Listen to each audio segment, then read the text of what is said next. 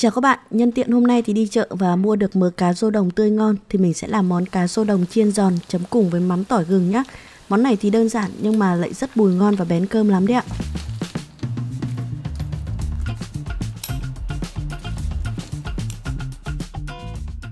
Cá rô này thì khi mua mình đã nhờ người bán người ta sơ chế rồi, như là bỏ mang, bỏ ruột. Rô đồng nhỏ này thì các bạn có thể giữ hoặc là bỏ đầu cá nhé. Nếu mà giữ đầu cá thì mình nên đập bẹp để cho khi mà chiên rán ấy, thì cái đầu cá này nó đỡ cứng đi. Vảy cá cũng vậy, để cũng được mà cạo đi cũng được. Nhưng mà cá nhân mình thì hay cạo vảy, bởi vì vảy cá rô ấy nó không mềm như cá giếc, nên là thường là mình khi mà rán thì mình sẽ cạo đi. Xong rồi thì mình sẽ bóp cùng với muối hạt để làm sạch, khử nhớt khử tanh, rồi rửa lại sạch sẽ và để thật ráo nước. Có ráo nước thì khi mà mình rán ấy thì nó mới không bị bắn dầu ạ. Để cho cá rô đồng chiên giòn nó không bị bắn dầu nữa ấy, thì mình sẽ dùng thêm bột chiên giòn. Thì đây là loại không mặn, bởi vì lát nữa mình sẽ chấm cá cùng với nước mắm. Để chiên cá được thơm hơn thì các bạn dùng thêm hành khô và gừng nhá. Mình để nguyên củ chiên cùng với cá thì nó vừa tiết ra cái tinh dầu thơm mà nó không bị cháy. Bây giờ thì mình sẽ đi phủ bột cá này. Mình cho cá vào bát lớn và sẽ phủ bột từng ít một, rồi xóc lắc cho cái lớp bột nó bám phủ đều bề mặt con cá. Mình dùng ít bột thôi, mình chia thành nhiều lần phủ cho đều thôi, chứ mình chỉ cần muốn cái lớp áo bột ấy, nó chỉ áo một cái lớp bột mỏng thôi, để giúp cá nó có cái độ giòn, khi chiên rán nó không bắn dầu mà nó vẫn giữ được cái độ ngọt của thịt.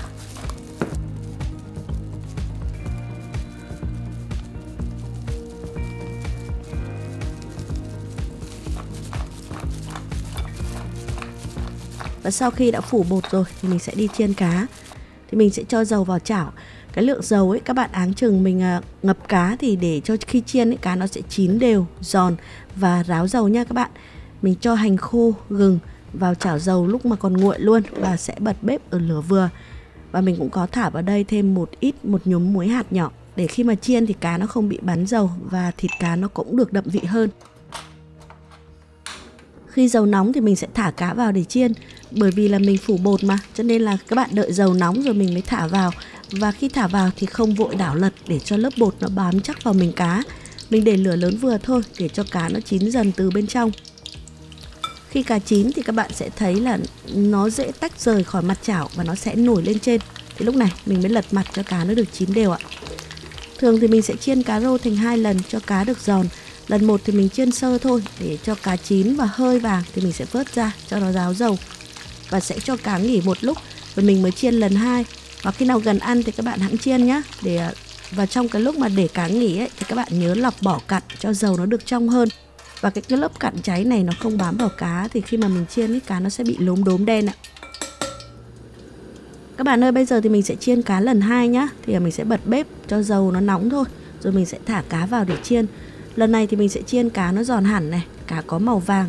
Và nhất là khi mà các bạn ấn cái lớp vỏ bên ngoài thấy nó cứng, nghĩa là cá nó có đủ cái độ giòn rồi, thì mình sẽ vớt ra cho ráo bớt dầu rồi mình sắp lên đĩa nha.